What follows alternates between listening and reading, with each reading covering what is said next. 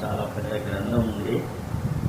పెద్ద గ్రంథాన్ని ఆయన చదువుపట్టుకున్నాడు. ఏమి రాని వాళ్ళే ఇలాంటి పెద్ద పెద్ద గ్రంథాలు పట్టుకుంటారు. మరి అన్న లెక్క అన్నీ వచ్చిన వాళ్ళు చిన్న చిన్న గ్రంథాలు పట్టుకుంటారు. మీరందరూ బాగా వాక్యం తెలిసిన వారు కనుక చిన్న గ్రంథాలు తీసుకొచ్చినారు. నాకు ఏం తెలియదు కనుక తెలుసుకోవాలి కనుక ఇంత పెద్ద బైబిల్ గ్రంథాన్ని పట్టుకోవడం జరిగింది. ఇదివరకు నేను విన్నాను అన్నమాట, అంటా ఉండే. సరే, లూకా సువార్త 2వ అధ్యాయము 19వ వచనాన్ని కలిసి చదువుకున్నాం. లూకా సువార్త 2వ అధ్యాయము 19వ వచనం కలిసి చదువు. అయితే మరియ ఆ మాటలన్నీ తన హృదయంలో తలపోసుకొనుచు భద్రము చేసుకొనెను. క్రిస్మస్ అయిపోయింది. క్రిస్మస్ సందేశం మళ్ళీ ఈరోజు చెప్తారా అని మీరు అనుకోవచ్చు. కాదు, క్రిస్మస్ అయిపోయిన తర్వాత ఏం చేయాలా? ఎవరి మరియా? యేసు తల్లి మరియా రాసినారు. ఆ మాటలన్నీ తన హృదయంలో తలపోసుకొనుచు భద్ర చేసింది. మొదటిగా మనము తెలుసుకోవాల్సిన విషయం ఏంటంటే తలపోసుకొనుచు లేదా తలపోయుట. ఎక్కడ తలపోయాలి? హృదయంలో తలపోసుకోవాలి. అయితే మరియా ఆ మాటలన్నీ తన హృదయంలో తలపోసుకొనుచు భద్రము చేసుకొనెను. ఎంత అద్భుతమైన మాట కదా! క్రిస్మస్ కథను ఎన్నోసార్లు మనం విని ఉన్నాం. క్రిస్మస్ని గురించిన అనేక ప్రసంగాలు మీరు బోధించినారు, విన్నారు. క్రిస్మస్ కొరకు సిద్ధపడ్డారు. చాలినన్ని ప్రార్థనలు చేసినారు. అయితే క్రిస్మస్ సత్యం నిజంగా మన హృదయంలోనికి మరియు మన దైనందిన జీవితంలోనికి చూసుకొని పోయిందా లేదా అని ఆలోచించాలి. క్రిస్మస్ అనేది ఇంటికి, వంటికి, పంటికి కాదు. అంటే ఇంటికి కొత్త, ఇంటికి సున్నాలు, పంటికి వంటలు, ఒంటికి కొత్త బట్టలు. వాళ్ళు వద్దని నేను చెప్పట్లేదు, వాటికంటే శ్రేష్టమైంది. ఇవి కూడా ముఖ్యమే. వాటికంటే శ్రేష్టమైనది ఏంటంటే క్రిస్మస్ను, అంటే క్రిస్మస్ ఆధారమైన క్రీస్తు యేసును మన హృదయంలో కలిగి ఉన్నామా లేదా? చాలా మంది హృదయాలు కఠినంగా ఉండడంతో క్రిస్మస్ సందేశము, వర్తమానము లోపలికి వెళ్లకుండా జారిపోతూ ఉంది. క్రిస్మస్ సందేశానికి, క్రిస్మస్ యొక్క వర్తమానానికి ప్రతిస్పందించడానికి మొదటి మార్గం మరియ చేసినట్లుగా మనం కూడా మన హృదయంలో క్రిస్మస్ లేదా క్రిస్మస్ సందేశం గురించి తలపోయాలి. క్రిస్మస్ గురించి మీరు ఏం విన్నారో నాకు తెలియదు, నేను రాలేదు.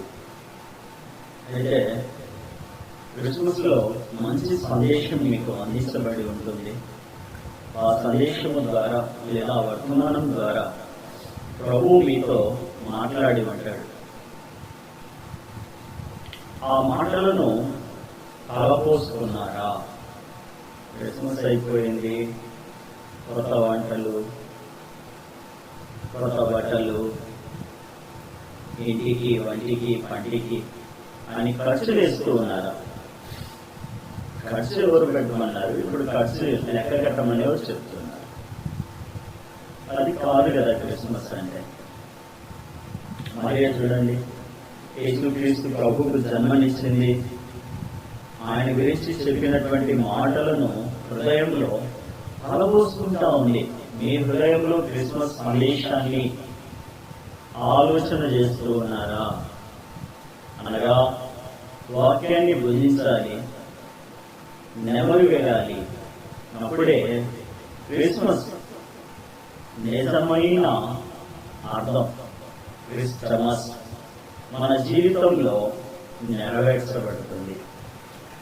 ప్రవక్త ఇర్మియా ఈ మాట రాసినాడు. చూడండి, ఇర్మియా గ్రంథం 15వ అధ్యాయం 16వ వచనం.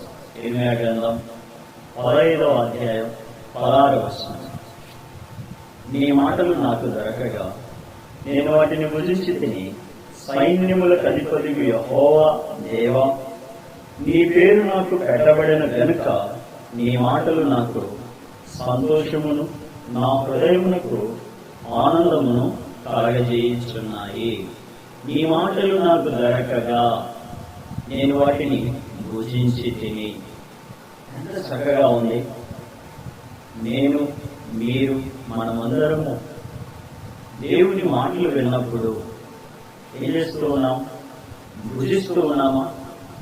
ఇక రాస్తున్నారు ఏమని? నీ మాటలు నాకు దొరకగా నేను వాటిని భుజించి తిని, సైన్యములకు అధిపతియగు యెహోవా దేవా, నీ పేరు నాకు పెట్టబడెను గనక. ప్రభువైన యేసుక్రీస్తు వారి భూమికి రాకపోతే ఆయన పేరు మనకు పెట్టబడేది కాదు.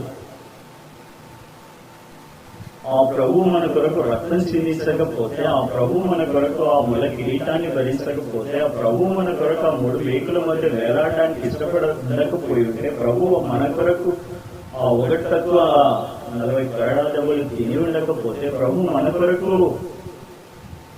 శ్రమను, నిందను, బాధను, అవమానాన్ని, దుఃఖను, నిట్టూర్పును సమస్తాన్ని భరించి ఉండకపోతే, ఏదైనా మనకు ఆయన పేరు పెట్టబడేది కాదు. ఆయన రాజు, రాజుల రాజు, యూదుల రాజుగా పుట్టినాడు కనుక ప్రభు యొక్క వంశావళిలోనికి, ప్రభు యొక్క సహవాసంలోనికి మనం చేర్చబడేవారం కాదు. కీర్తనకారుడు దావీదు కూడా ఈ మాట గురించి రాస్తా ఉన్నాడు. చదువుకున్నాం. కీర్తనలు 1వ అధ్యాయము 2వ వచనం అందరికీ తెలిసినటువంటి మాటే. ఏంటిది? యెహోవా ధర్మశాస్త్రమునందు ఆనందించు దివారాత్రము దానిని ధ్యానించువాడు ధన్యుడు. ఎవరు ధన్యులు? దివారాత్రము ఆనందిస్తూ ధ్యానించేవారు. కొందరు ధ్యానిస్తారు, ఆనందం ఉండదు. ఏముంటాయి మరి? చింత ఉండదు, విచారం ఉంటుంది, కలవరం ఉంటుంది, భయం ఉంటుంది. ఎందుకు భయము, ఎందుకు కలవరము? ఆశించింది అందదేమో అని.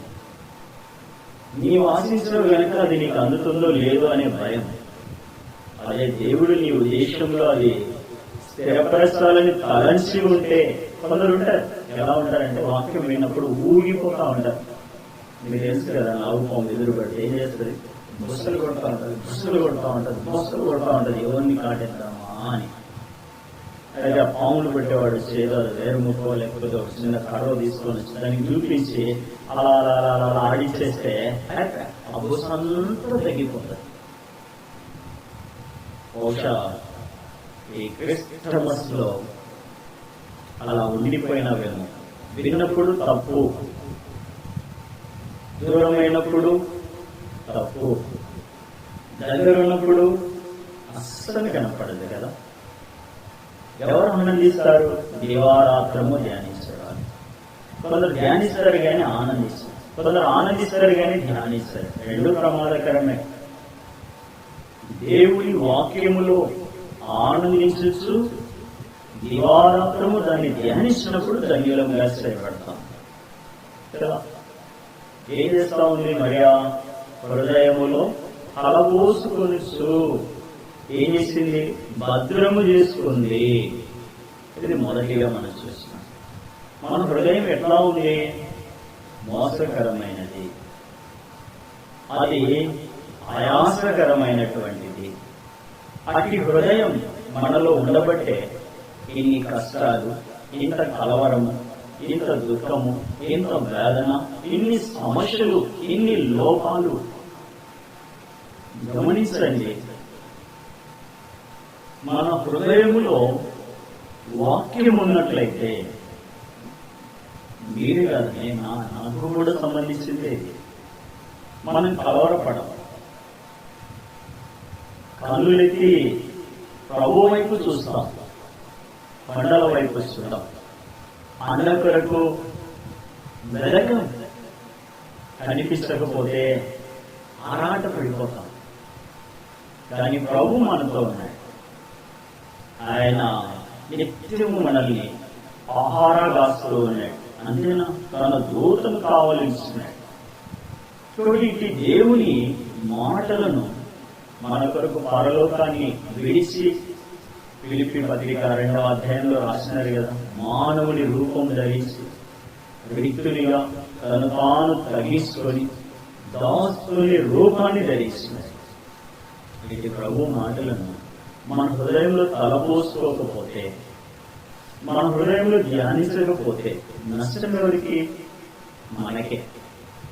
ఇన్ని కష్టాలకు మూలం, ఇన్ని వ్యాధులకు కారణం, ఇన్ని ఇబ్బందులకు, అవమానాలకు, అగసాట్లకు కారణం ఏంటి అంటే, వాక్యంలో ఆనందించి ధ్యానించకపోవటం వల్లే.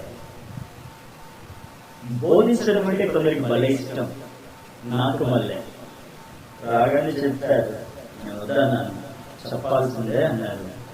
చెప్తున్నాను కదా, నాకు ఇష్టం ఉంది కాబట్టి చెప్తాను.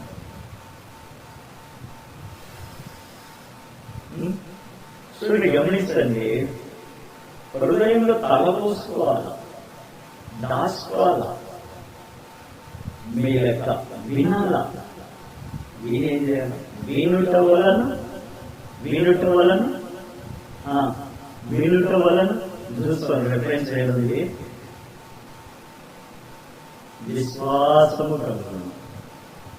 ప్రభు చేస్తున్నది విశ్వాసం ఉంచుము, అప్పుడు నీవులు నీ ఇంటి వారందరూ కూడా ఏమవుతారు? పరలోకం కాదు, రక్షణ పొందుతారు. ద ఫస్ట్ స్టెప్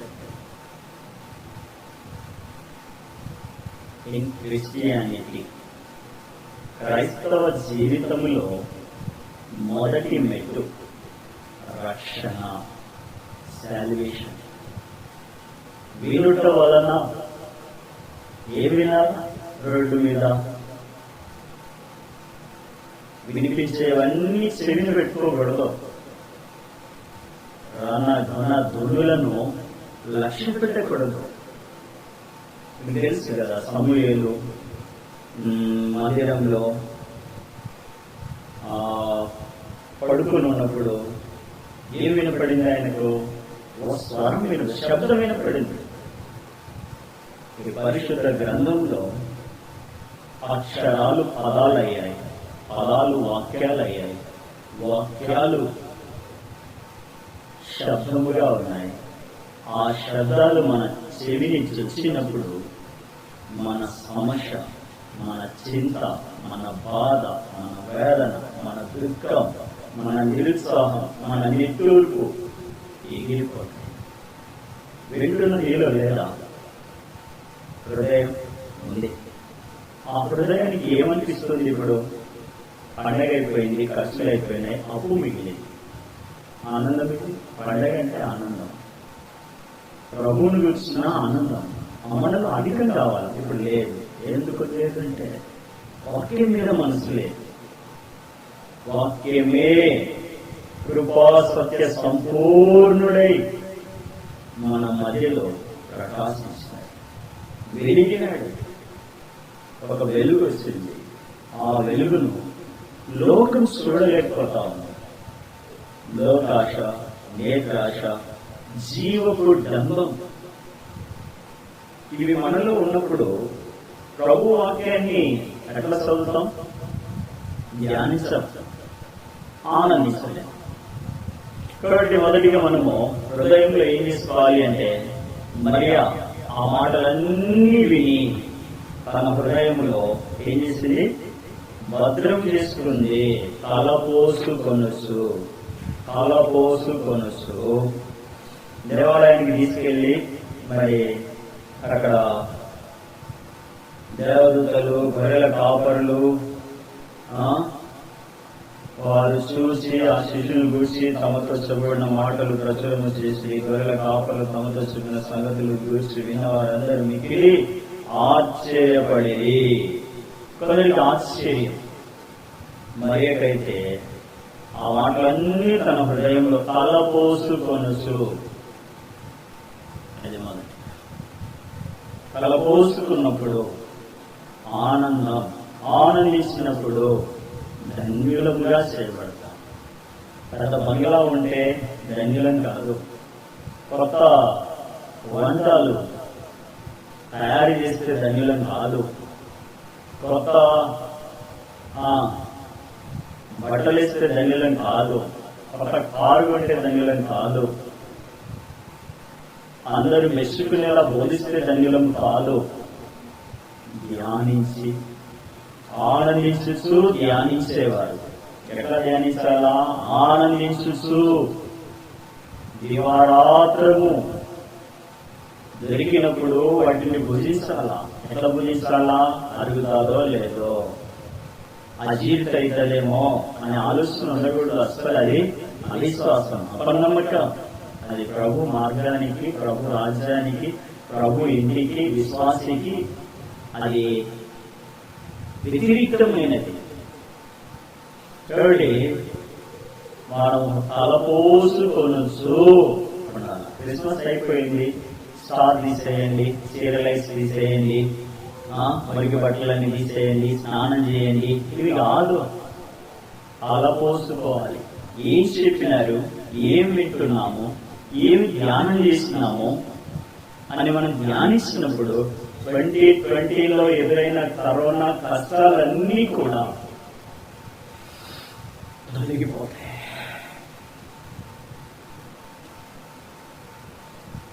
ఎన్ని పనులు 2020 అంటే గుర్తుకొచ్చేదంతా కూడా నష్టాలు, కష్టాలు, అవమానాలు, ఆర్థిక ఇబ్బందులు, అగసాట్లు, వీటన్నిటి మధ్యలో ఆయన దయాపూర్వకమైన సంకల్పము చొప్పున మనల్ని యేసుక్రీస్తు ప్రభువులో మరొక క్రిస్మస్ లోకి తీసుకొచ్చింది. కనుక దేవుని మాటలను హృదయంలో తలపోసుకోవాలి.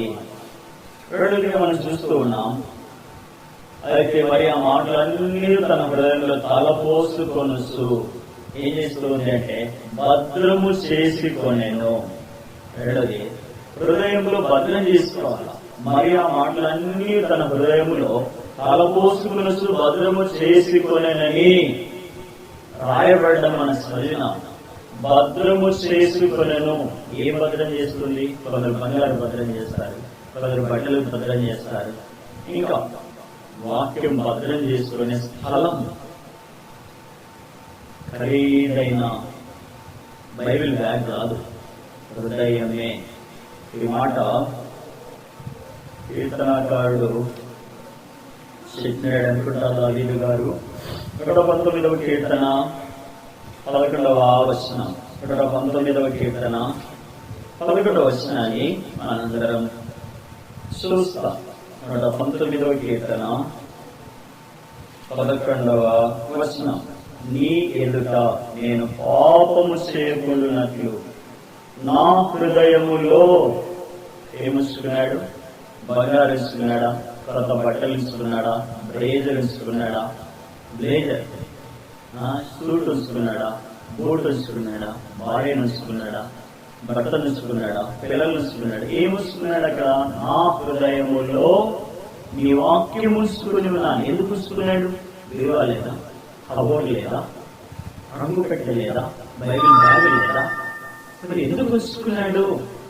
ఎందుకు ఉంచుకున్నాడు అంటే నీ వాక్యమును నీ ఎదుట నేను పాపము చేయకుండాన్నట్లు. ఎందుకు ఉంచుకున్నాడంట హృదయంలో వాక్యము? ఉంచుకున్నాడు.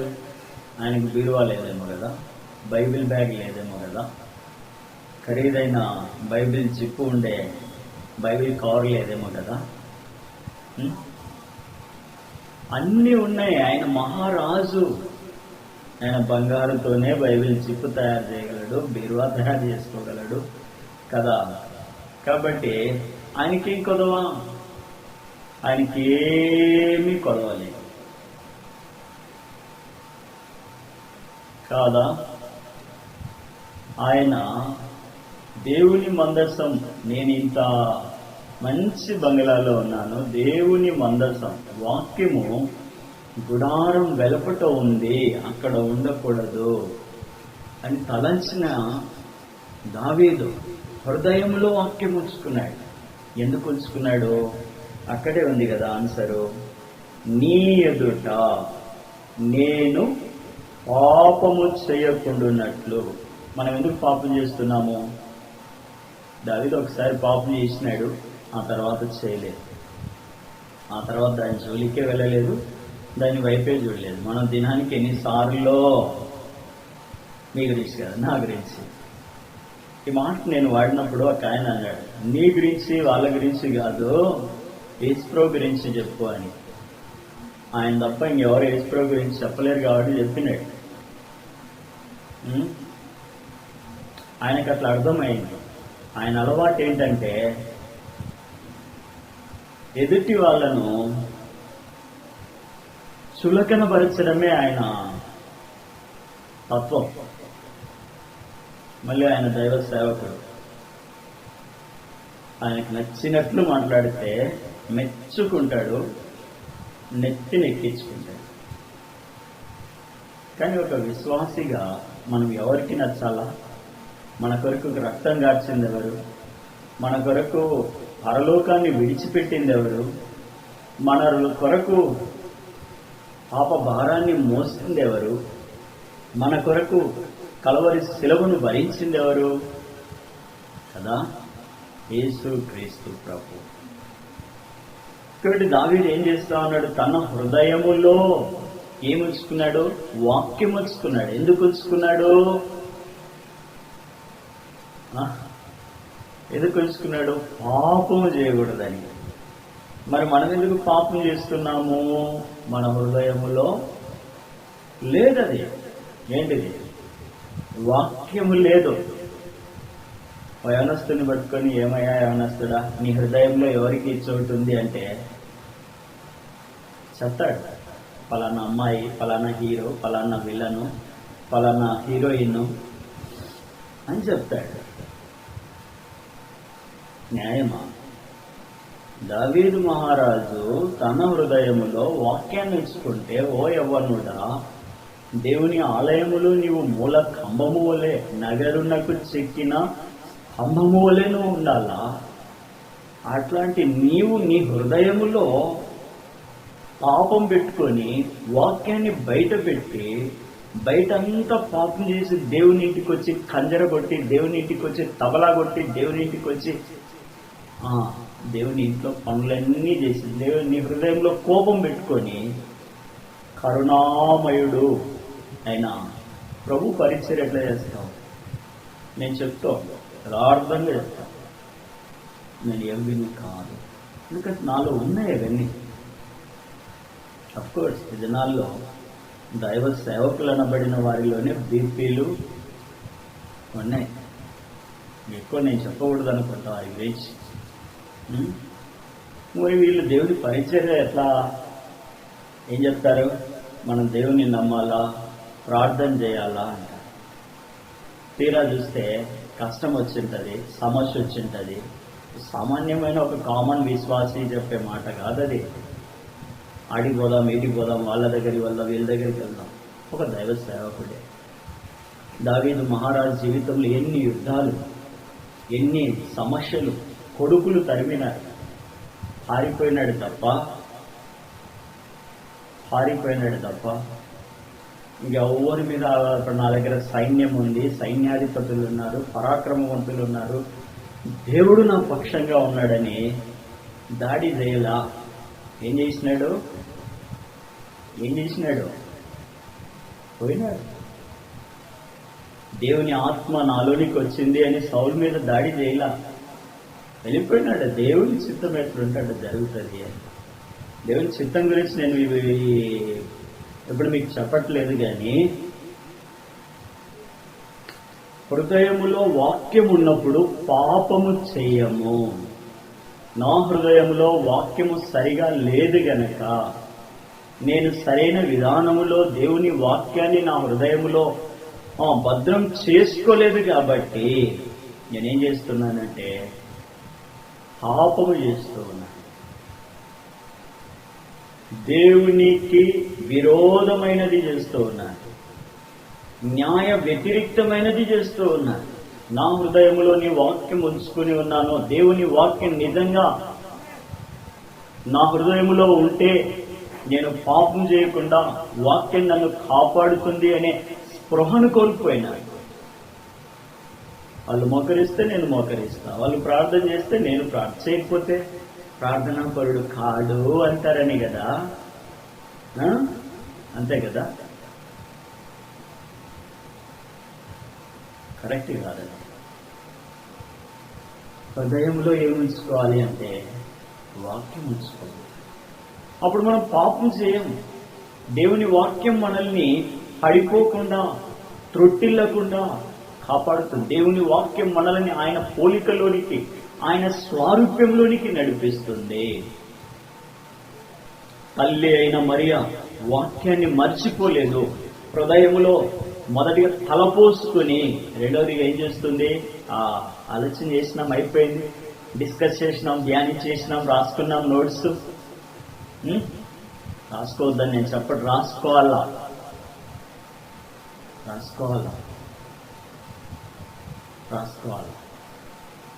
భద్రం చేసుకున్నది ఇది. ఆ నోట్స్ కనిపించకపోతే చెప్పండి. కొన్నిసార్లు నాకు కూడా ఆ అనుభవం ఎదురయ్యింది. మీరు నవ్వుతున్నారంటే మీరు ఆ అనుభవాన్ని ఫేస్ చేసినారు. నా పరిస్థితి కూడా అదే. ఆ నోట్స్ కనిపించినప్పుడు, ఆ పేపర్ కనిపించినప్పుడు ఏం చేయాలా? కానీ మరి అయితే మరిచిపోకుండా ఏం చేసింది? తలపోసుకోవడమే కాకుండా, ధ్యానించడం మాత్రమే కాకుండా ఆ వాక్యాన్ని భద్రంగా దాచుకుంది. జీవితాన్ని ధన్యం చేసుకుంది, జీవితాన్ని పావనం చేసుకుంది. బహుశా ఇవన్నీ క్వాలిటీస్ ఆమెలో ఉన్నాయి కనుక ఆమె గురించి దూత చెప్పింది, దయాప్రాప్తురాలా నీకు శుభం. ఇది మొదలుకొని కృప పొందిన వాడవుగా, కృప పొందిన దానవుగా, కృప పొందిన వారముగా మనం ఉండాలి. అంటే క్రిస్మస్ అయిపోలేదు, ఆరంభం కావాలా మనలో.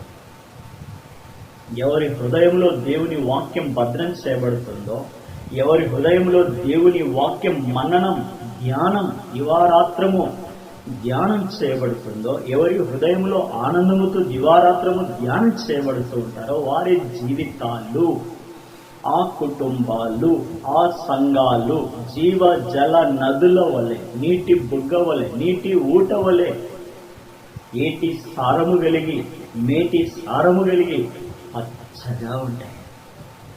ఒక మాట చదువుతాం. సామెతల గ్రంథం 4వ అధ్యాయం 23వ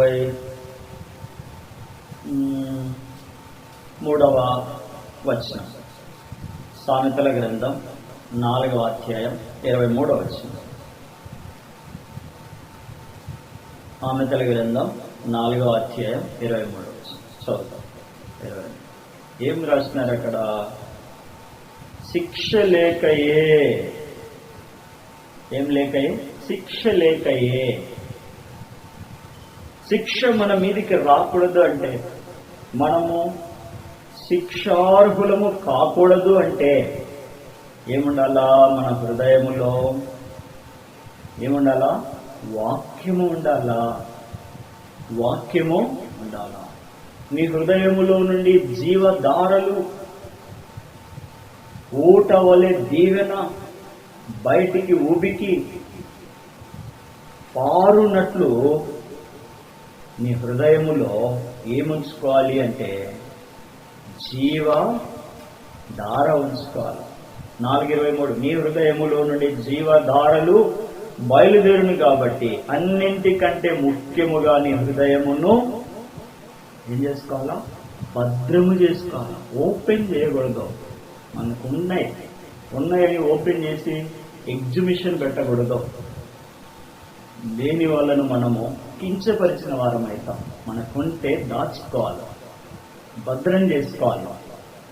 దాని ద్వారా ప్రభుకు మహిమ రావాలంటే భద్రం చేసుకోవాలి. అంతేగాని నాకున్నాయని ఓపెన్ చేసి బజార్లో పెడితే ఇంకొకరి నువ్వు లేవు అని ఇండైరెక్ట్గా వాళ్ళని మనము కించపరచిన వారం అవుతాం. సహోదరులు, ప్రాముఖ్యంగా ఈ మాట మీ కొరకే. ఉన్నాయని వాటిని ఎగ్జిబిషన్ చేయకూడదు. లేనప్పుడు ఏడ్చినావు, ఉన్నప్పుడు భద్రం చేసు. అది నీకు, నిన్ను రక్షించిన దేవునికి వాటి ద్వారా నీవు భద్రం చేయటం ద్వారా మహిమ కలుగుతుంది. ఈ మాట మీకు బాధ కలిగిస్తే దయతో నన్ను క్షమించండి, మన్నించండి. బ్రదర్స్ కూడా ఏదో బంగారం లేకపోతే ఓ ఉంగరమో లేకపోతే ఒక బ్రేస్లెటో లేకపోతే ఇంకొకటో ఉంటే ఎగ్జిబిషన్గా పెట్టద్దండి. వాటిని భద్రం చేసుకో. ఉండొద్దని నేను చెప్పడం లేదు, ఉండొచ్చు, ఉండాలి, అవసరం. కానీ అవి ఇంకొకరిని కించపరిచేవిగా ఉన్నాయి. నేను బీఈడీ కంప్లీట్ చేసినప్పుడు నా తండ్రి గారు నాకు ఒక గోల్డ్ చైన్ కొనిచ్చింది. అప్పటికి నేను వాక్య పరిచయం చేస్తూ ఉన్నాను. మేమంత ఉన్నవాళ్ళమేం కాదు, మాకున్న దాన్ని బట్టి మా నాన్నగారు తీయించారు. దాన్ని వేసుకొని నేను వాక్య పరిచయకి అది లోపల చొక్కా లోపల ఉంది. అది వాక్యం చెప్పేటప్పుడు ఎలా బయటపడింది. ఒక యవనస్తుడు చూసినాడు. ఆయన ఇంటికి వెళ్ళి వాళ్ళ తల్లిదండ్రులతో అన్నాడు, వాక్యం చెప్పే అన్నకే గోల్డ్ చైన్ ఉంటే నాకెందుకు ఉండకూడదు, నాకు మీరు కొనిస్తారా చస్తారా అన్నాడు. కూలీ నాలి చేసుకొని బ్రతికే ఆ కుటుంబం ఏం చేయాలో అర్థం కాలేదు. అప్పో చేసి గోల్డ్ చైన్ కొనియడం పెద్ద విషయమేం కాదు, కానీ అప్పట్లో తీర్చాలా అని ఆ తల్లిదండ్రులు ఆలోచన చేసుకుంటూ ఉండగా ఆ ఇంటి సందర్శనం కొరకు నేను ఒకరోజు వెళ్ళాను. అప్పుడు ఆ ప్రస్తావనలో ఈ మాటలు వచ్చినాయి. అయ్యా ఇట్లా మా అబ్బాయి అన్నాడు, మరి ఏం చేద్దాం. నాకు సిగ్గు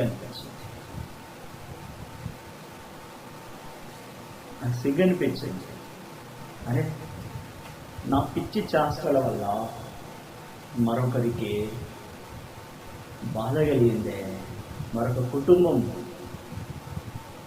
ఉండాల్సింది వచ్చింది అని సిగ్గు అనిపించింది. ఇప్పుడు కాదు, ఇప్పుడైతే సిగ్గుపడేవాడిని కాదేమో, నిసిగ్గుగా ఉండేవాడినేమో. ఎందుకంటే నీ హృదయములో నుండి జీవధారులు ప్రవహించాలంటే హృదయంలో ఏముంచుకోవాలా? వాక్యాన్ని భద్రం చేసుకోవాలి. నువ్వు నీటి ఊటగా, ఉబుకుచుండు ఊటగా, జీవధారగా చేయబడాలి అంటే నీ హృదయంలో వాక్యం ఉండాలి. నీ హృదయంలో వాక్యాన్ని భద్రం చేసుకుంటే దేవుని స్వారూప్యములోనికి రాగా చేయబడతాం. దేవుని స్వారూప్యంలోనికి వస్తాం, దేవుని రూపంలోనికి వస్తాం. కనుక ఈ మధ్యాహ్న కాలం ఆయన పోలికలోకి స్వారూప్యంలోనికి మనం రావాలి. మనం పాపం చేయకుండా ఉండాలి. మనము దీవెనగా ఉబుకుచుండు జీవధారగా ఉండాలి అంటే ఏం చేయాలా? వాక్యాన్ని భద్రం చేసుకోవాలి. ఎక్కడ? హృదయములో. నీ హృదయం దేవునికి ఆలయమై ఉంది. ఆలయం అంటే ఇది కాదు, భౌతిక సంబంధమైన ఆలయం కాదు. ఇప్పుడు ఆయన కోరుకుంటున్నది కొత్త నిబంధన కాలంలో ఆత్మ సంబంధమైన ఆలయం అంటే నీ హృదయంలో నివసించాలని కోరుతా ఉన్నాయి. నా హృదయంలో నివసించినాడా? క్రీస్తు జన్మించినాడు. విన్నాం, పాడినాం, తిన్నాం, అయిపోయింది, తెల్లారింది, నిద్ర అయిపోయింది, రెడీ ఇక్కడికి వచ్చినాం ఆరాధన చేయడానికి. అయితే క్రిస్మస్ అయిపోయింది, మరి ఏం చేస్తున్నావు? తలపోసుకుంటున్నావా? భద్రం చేసుకుంటున్నావా? ఈ మాటలు మనము హెచ్చరికగా తీసుకొని, ఒకవేళ తలపోసుకోకపోతే, ఒకవేళ ధ్యానం చేయకపోతే, ఒకవేళ ఆనందించకపోతే, ఒకవేళ వాక్యం మన హృదయంలో లేకపోతే, మనం ప్రభు యొక్క స్వరూపంలోకి రాకోకుండా వాటిని మర్చిపోయి ఉంటే, భద్రం చేసుకోకుండా విడిచిపెట్టి ఉంటే, మనం పాపం చేయడానికి, మన హృదయానికి, మన జీవితానికి నష్టం కలిగించుకోవడానికి అవకాశం ఇచ్చినాము అని మనం గ్రహించాలి. ఈ మాటలతో మనం ప్రభు బల్లలోకి సమీపిద్దాం. ప్రభు బల్లలోనికి సమీపించక మునుపు మరికొన్ని మాటలను మనం చూస్తాం. కాబట్టి అన్నిటికంటే ముఖ్యంగా హృదయంలో భద్రంగా వాక్యాన్ని దాచుకోవాలి, హృదయాన్ని కాపాడుకోవాలి. యోహాను సువార్త 4వ అధ్యాయం. యోహాను సువార్త 4వ అధ్యాయం 14వ వచనం. నేనిచ్చు నీళ్లు త్రాగువాడెప్పుడునూ తప్పికొనడు. నేను వానికిచ్చు నీళ్లు నిత్య జీవమునకై వానిలో ఊరడి నీటి బుగ్గగా ఉండునని ఆమెతో చెప్పాను. ఇక్కడున్న సందర్భం, ఇక్కడున్న వాక్యము సారాంశము మీకు తెలుసు. సమరయ స్త్రీని యేసుక్రీస్తు ప్రభువారు రక్షించడం కొరకే కలుసుకున్నారు. ఇట్లా నేను చెప్పకపోతే ప్రార్థనలు తీసే విశ్వాసులు ఉన్నారు.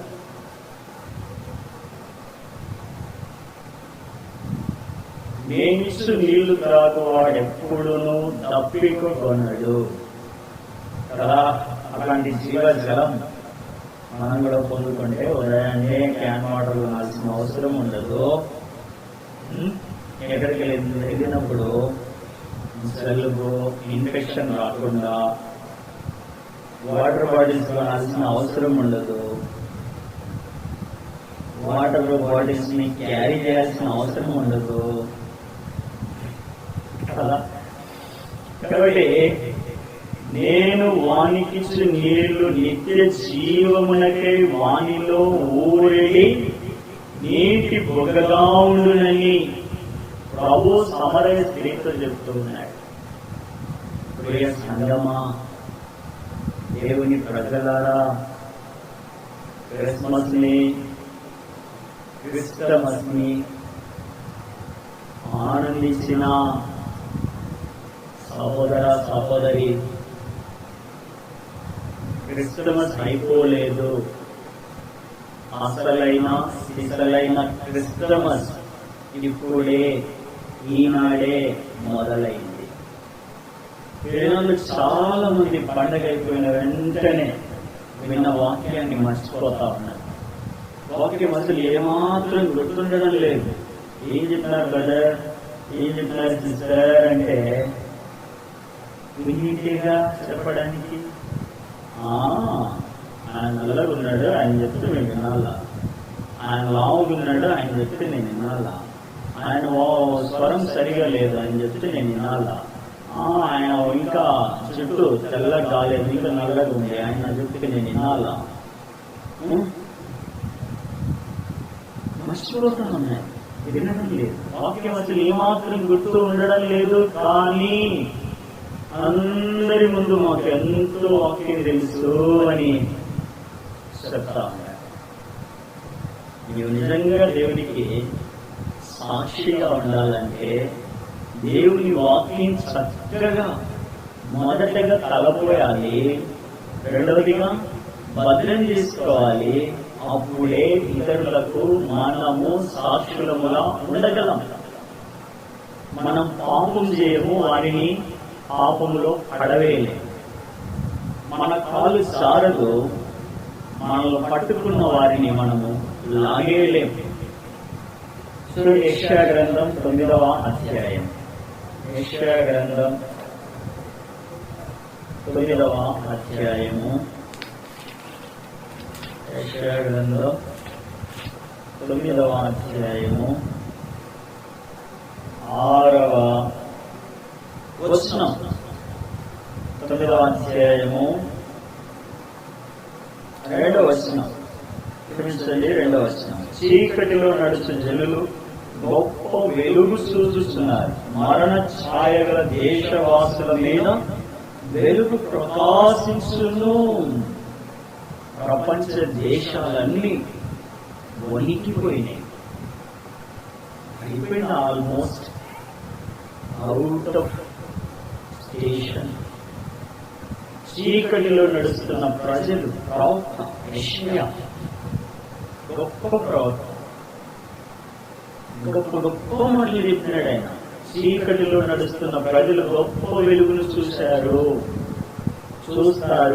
మన సాక్షపు వెలుగు ద్వారా మరణం యొక్క నీడలో నివసించే అనేకులను మనం దేవుని వెలుగును ప్రచురింపచేయగలం. నాకు తెలిసిన ఒక సోదరుడు ఉన్నాడు.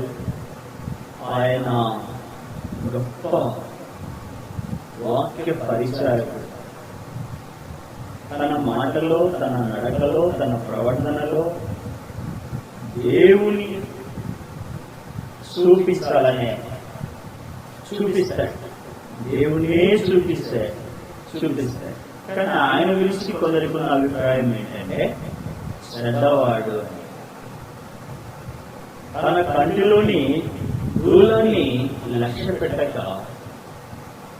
ఆయన కంటిలో ఉన్న నలుస్తుంది, అవి ఎవరో క్రియేట్ చేసినవి, వాటిని చూసి ఎంత గుడితనం ఇది,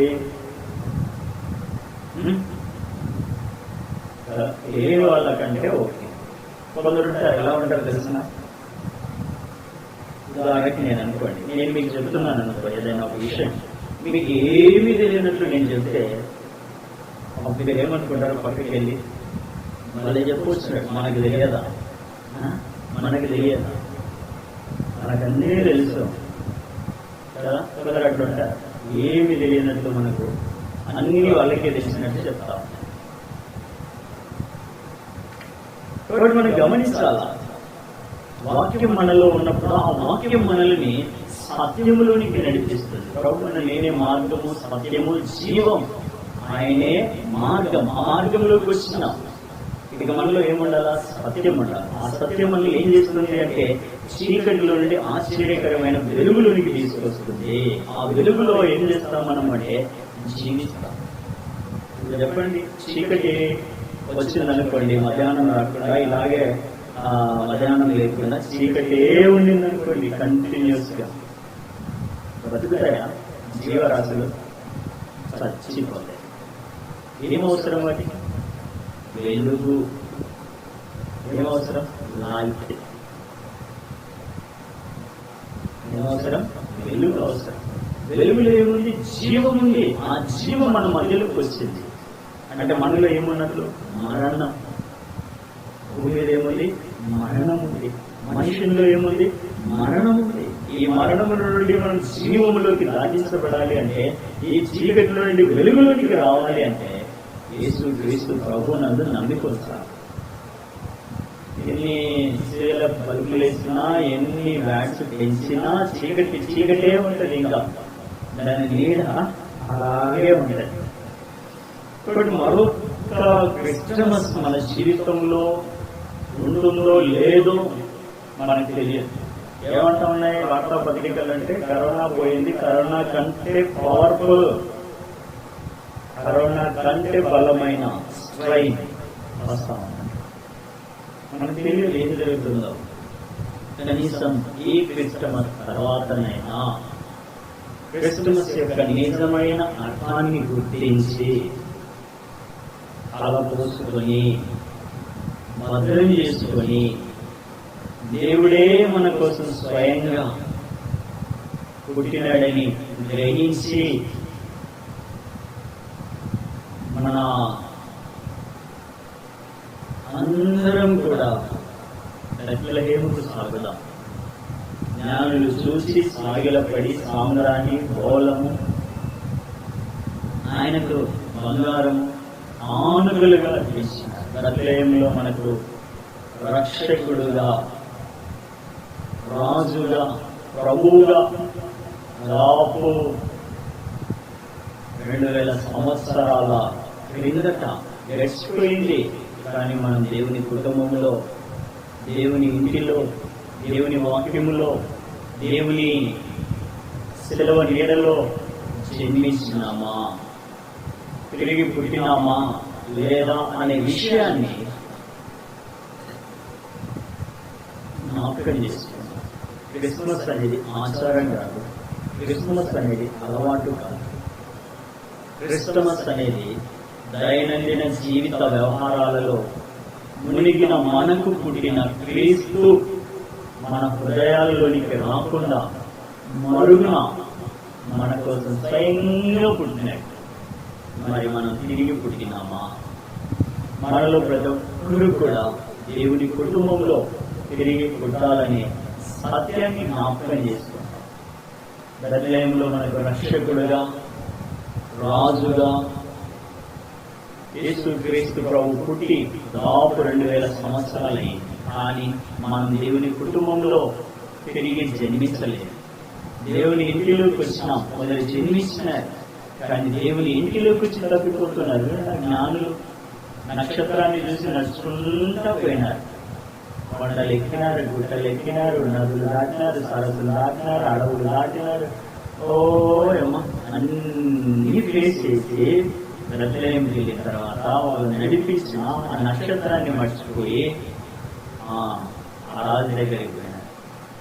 రాజా, యూదుల రాజుగా పుట్టినవాడు ఎక్కడుంటాడు? నీ హృదయంలో ఉన్నాడు. ఎక్కడున్నాడని నిన్ను నడిపించినాడు నక్షత్రం. ఏదైనా నీ దేవుడు ఎందుకు తీసుకొచ్చినాడు? దేవుడు ఉన్నాడు కనుక తీసుకొచ్చినాడు. లేకపోతే ఇక్కడ నువ్వు ఉంటావా? మళ్ళీ వచ్చిన నీవు ఆ దేవుణ్ణి నీ హృదయంలో చేర్చుకోకుండా, నీ ఆలోచనలోకి తీసుకోకుండా, నీ తలంపులోకి తీసుకోకుండా, నీ యొక్క కౌలిలోనికి ఆయన రావాలని ఇష్టపడుతూ ఉంటే చేతులు దాచిన ఆయన్ని టాటా అంటే కాము అని ఆయన పిలుస్తూ ఉంటాడు. రండి, ప్రయాసపడి పాపభారం మోసుకుంటున్నాం. ఓ దిగంత నివాసులార, నా వైపు చూసి రక్షణ పొందండి, నేనే అని ఆయన పిలుస్తా ఉన్నాడు. రాకోకుండా, హృదయంలో చేసుకోకుండా కొత్త వంటలు, కొత్త బట్టలు, ఇంటికి, వంటికి, పంటికి అని తయారు చేసుకునేటట్లా చూడండి. మనం ఒకసారి జ్ఞాపకం చేసుకున్నాం. ఏమని? వెలుగులోనికి మనం వచ్చినామా? నిజమైన వెలుగులోనికి వచ్చినామా? ఆపద వెలుగులోనికి వచ్చినామా? అన్నా, ఇంకా ఒక బ్రదర్ నాకు తెలుసు, నేను ఇంకా సాధించాల్సింది, సంపాదించాల్సింది చాలా ఉంది, కాబట్టి నేను ఇప్పుడే రాను. ఆయన మాత్రం అందరికీ చెప్తాను. ఆయన చెప్పడం అన్నా అనుకోవాలా, లేదా ఏమన్నా అనుకోవాలి. ఇలాంటి వాళ్ళు ఎవరైనా మనలో ఉంటే, ఇలాంటి వాళ్ళు ఎవరైనా ఉంటే, నేను కూడా ఈ సంవత్సరం చివరిలో, ఈ మాసపు చివరిలో, ఈ సంవత్సరపు చివరిలో ఒక తీర్మానం తీసుకున్నాను.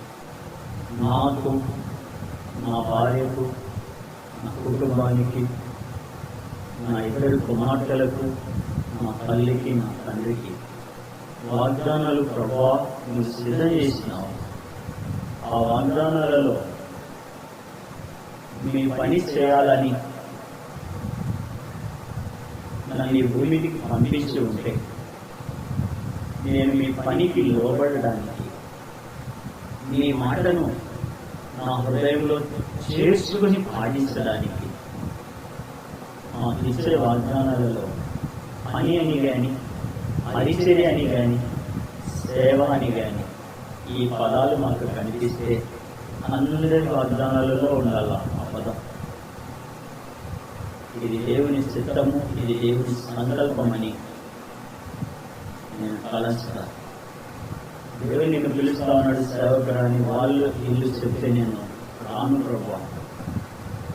నీవు చెబితేనే, నీవు మాట్లాడితేనే, నీవు నా హృదయముతో నిబంధన చేస్తేనే పోషించేది నీవు, ఆదరించేది నీవు, అనుగ్రహించేది నీవు, నా కొరకు రక్తం రాసింది నీవు. మరణపు పడక మీద ఉండే ఒకగానొక కొడుకని నా తల్లి తండ్రి ఏడుస్తూ ఉంటే నా గుర్తు ఏదో చెప్పే విన్నాను, దాన్ని చెప్తున్నాను. ఆ తుది శ్వాసలో ఆల్మోస్ట్ చనిపోయిన నాలోకి జీవమును సమృద్ధిగా పోసి నన్ను బ్రతికించినారు. కాబట్టి మీరు మాట్లాడితే, మీరు సెలవిస్తే, మీరు ఆజ్ఞాపిస్తే మీ పని చేయడానికి, మీ పరిచయ చేయడానికి, మీ సేవ చేయడానికి నేను సంసిద్ధం అని ప్రార్థన చేస్తూ ఉన్నాను. మీరు కూడా నాకు అలాగే ప్రార్థన చేయండి. దేవుడు ఇచ్చిన సమయాన్ని బట్టి, అమూల్యమైన మీ సమయాన్ని దేవుని వాక్యం వైపు మిమ్మల్ని మళ్లించలేకపోయినందుకు నన్ను క్షమించండి. చివరిగా ఈ మాటలు మనం చూస్తాం. యెషయా గ్రంథం 9:2. చీకటిలో నడుచు జనులు గొప్ప వెలుగును చూస్తున్నారు. ఎవరు చూస్తా ఉన్నారు? చీకటిలో నడుచు జనులు ఏం చూస్తూ ఉన్నారు? గొప్ప వెలుగును చూస్తూ ఉన్నారు. యోహాను సువార్త 1వ అధ్యాయం. ఏం చూస్తూ ఉన్నారు? ఎవరు చూస్తూ ఉన్నారు? చీకటిలో ఉన్న ప్రజలు గొప్ప వెలుగును. ఏ వెలుగు? మామూలు వెలుగు కాదు, గొప్ప వెలుగు చూస్తే 1వ అధ్యాయము 9వ వచనం. నిజమైన వెలుగు ఉండెను, అది లోకములోనికి వచ్చుచు ప్రతి మనుషుని వెలిగించుతూ ఉన్నది. ఆయన లోకములో ఉండెను, లోకం ఆయన మూలముగా కలిగిన గాని లోకం ఆయనను తెలుసుకొనలేదు. ఎంత చూడండి, ఇక్కడ లోకంలోనికి వచ్చిందంట. ఆ లోకంలోనికి వచ్చిన వెలుగును తెలుసుకోలేకపోతాం.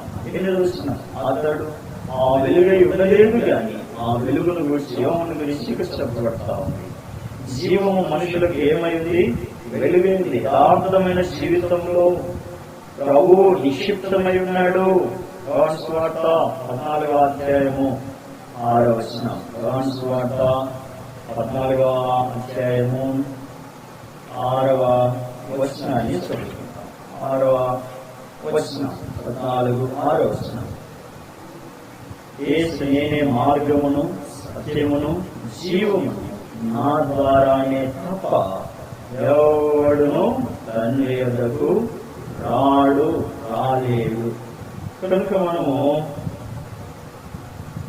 ఆయన మన జీవితంలోకి ఆహ్వానించినప్పుడు వెలుగు. మీ అందరికీ తెలుసు కదా, యాయిరు బైబిల్లో మత్తయి సువార్తలో ఉన్న యాయిరు కుమార్తె చనిపోయింది. ప్రభువును ఆహ్వానించినాడు. వచ్చేసరికి ఏడుస్తా ఉన్నారు, గుళ్ళు చేస్తా ఉన్నారు. అక్కడ పిల్లల గ్రోవులు ఉన్నాయి. ఆమె కొరకు పెట్టెను, సమాధి కార్యక్రమం కొరకు పెట్టెను కూడా సిద్ధం చేస్తా ఉన్నారు. అయితే అక్కడికి ప్రభు వచ్చినాడు. ఆ ఇంట్లో మరణం ఉంది, ఆ ఇంట్లో జీవం లేదు. ఇప్పుడు ప్రభు వచ్చినాడు. ప్రభు అంటారు నేనే జీవము. ఇక్కడ జీవం అక్కడికి వచ్చింది. అక్కడ ఉన్న వాళ్ళందరూ ఏం చేయాలి? స్థలం ఇవ్వాలి. అందుకే ప్రభు అన్నాడు స్థలం ఇవ్వండి. మీ హృదయంలో స్థలం ఇవ్వండి, మీ ఇంటిలో స్థలం ఇవ్వండి, మీ పనిలో స్థలం ఇవ్వండి, మీ ప్రార్థనలో ప్రభు స్థలం. అందరూ అనొచ్చు కదా, అన్న నేను ప్రార్థన చేసేది యేసుక్రీస్తు ప్రభు నామములో, ఇంకా స్థలం ఇవ్వడం ఏంటి? ఆఫ్కోర్స్ నువ్వు ప్రార్థన చేసేది యేసుక్రీస్తు ప్రభు నామంలోనే. కానీ అక్కడ నీకు సంబంధించిన వాటన్ని కేంద్ర బిందువుగా ఉన్నాయి.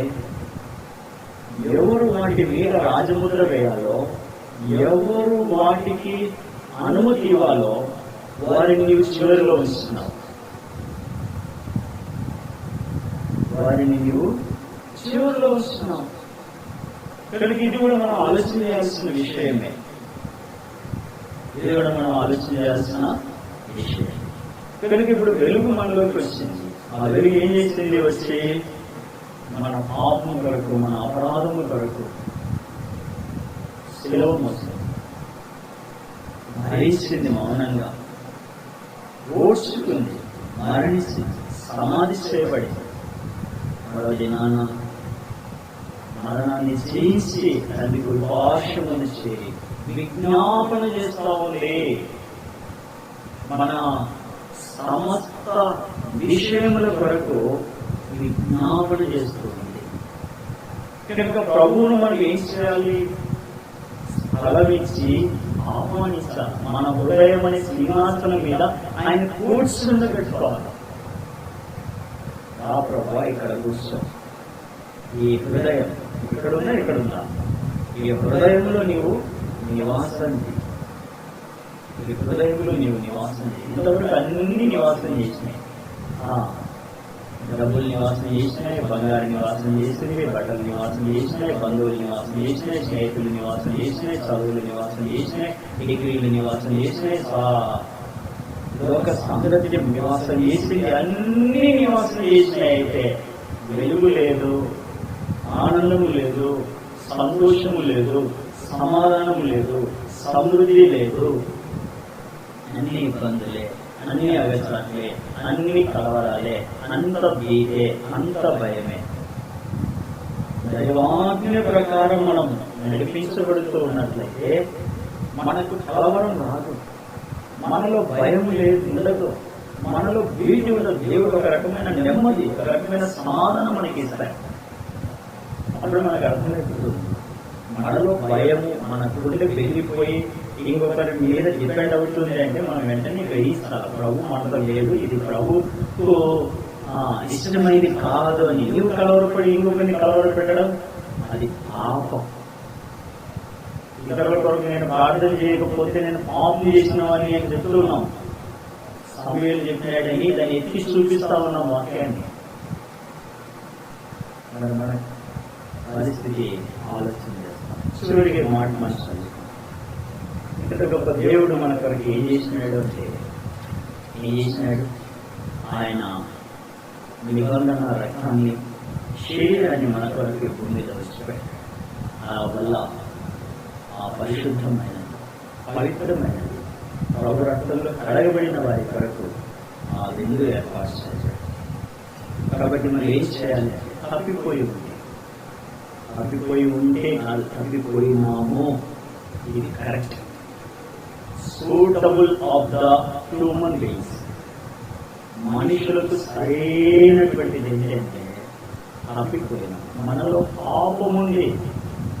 నేనైనా, నువ్వైనా, సేవకుడైనా, సేవకురాలైనా, విశ్వాసైనా, సంఘాస్తులైనా, పెద్దలైనా, పోపైనా, ఇంకొకరైనా ప్రతి వారి హృదయంలో పాపం ఉందని వాక్యం చెప్తా ఉంది. యోహాను రాసిన మొదటి పత్రిక 1వ అధ్యాయంలో క్లియర్ గా రాసినారు. మనలో పాపం లేదని మనం చెప్పుకుందాం, మనమే మోసపుచ్చుకుందాం, మరియు మనలో సత్యమునకు మనం అబద్ధికులం. పెద్ద డాష్, పెద్ద బండి 0 అని నేను ఎప్పుడు మోకరిస్తున్నా? నా ప్రభు నా పాపాన్ని ఒప్పిస్తున్నాడని చెప్తాను. కాబట్టి మనం కూడా ఏం చేయాలంటే, మనం అందరం మోకరించినప్పుడు, ప్రభా మమ్మల్ని తోడుకొచ్చినావు, ఒప్పింపజేసినావు. మా పాపం ఒప్పింపజేసినావు. ఎందుకు ఒప్పింపజేసినాడు అంటే మా సహాయం చేయడానికి, మాలో మీరు నివాసం చేయడానికి, మనుషుల మధ్య మీరు మహిమ పొందడం. ఇక్కడికి మాటల చేత మనం పురికొల్పబడి ఇక్కడ రాసినారు కదా, ఏమని? నీ కొరకై దాన్ని వేసి నీ కొరకైన నా శరీరం నన్ను జ్ఞాపకం చేసుకున్నట్టుకై దీన్ని స్వీకరించదు. నా ప్రకారం భోజనమైన పిమ్మట ఆయన పాత్రనేది కృతజ్ఞతాస్తుతులు చెల్లించి, ఈ పాత్ర నా రక్తం వలన ఆయన క్రొత్త నిబంధన, దీనిలో తాగినప్పుడల్లా నన్ను జ్ఞాపకం చేసుకునే దీన్ని చేయడానికి చెప్పాను. కాబట్టి 28 ప్రతి మనుష్యుడు తను తాను పరీక్షించుకున్నవలను అలాగు చేసి ఆ పరిశుద్ధమైన పాత్రలోనిది ఆ రొట్టెను తిని ఆ పాత్రలోనిది తాగవలెను. పరీక్షించుకోకుండా పాలు పొందితే నష్టమే, కష్టమే, అవమానమే, ఇబ్బందులే వాక్యం చెప్తా ఉంది. కాబట్టి 31 వచనం 30-31 అనేకులు బలహీనులను రోగులై ఉన్నారు, చాలా మంది నిద్రిస్తున్నారు, ఇక లేరు. జ్ఞాన పరీక్షించుకుంటారు. జ్ఞానం టైం అయిపోయింది. అయితే మనమే విమర్శించుకునేలా తీర్పు పొందకపోదము. మనం తీర్పు పొందిన లోకముతో పాటు మన శిక్ష కలుగుకున్నట్టు ప్రభు చేత శిక్షించబడుదము. పరీక్షించుకుంటే, పాపము ఒప్పుకుంటే ప్రభు మనల్ని చేత శిక్షించబడతాం. అందుకే తన పిల్లల్ని ఎక్కువ శిక్షించడు, ఎక్కువ బాధ పెట్టడు. మీరు బాధ పెడుతున్నారా? మీరు చదవారేయండి, మీ పిల్లలకు మంచి ఈవులను ఇస్తున్నారే. వాక్యంలో రాసినారు, రొట్టెని అడిగితే రాయినివ్వడం లేదు, గుడ్డుని అడిగితే పామునివ్వడం లేదు. మీరు చదవారేయండి, మంచి ఈవులను ఇస్తూ ఉంటే మీ పరలోకపు తండ్రి మీకంటే నిశ్చయముగా శ్రేష్టమైన ఈవులను మీకు ఎందుకు అనుగ్రహిస్తాడు? మరి ఎందుకు నాకు అందడం లేదు అంటే, నాలో ఇంకా పాపం, నేను ఇంకా పరీక్షించుకోవాలి. ఇంకా నేను ప్రభు పాదాల దగ్గరికి వెళ్ళి నన్ను క్షమించని చెప్పాలి. యేసు క్రీస్తు ప్రభువా నన్ను క్షమించు, I'm very sorry, I'm very sorry. Clear గా స్పష్టంగా చెప్పాలి, ఐఎమ్ వెరీ సారీ, నన్ను క్షమించు. ఈ మాటల చేత పరీక్షించుకుని ప్రభు బలలోనికి మనము చేరుకుంటాం.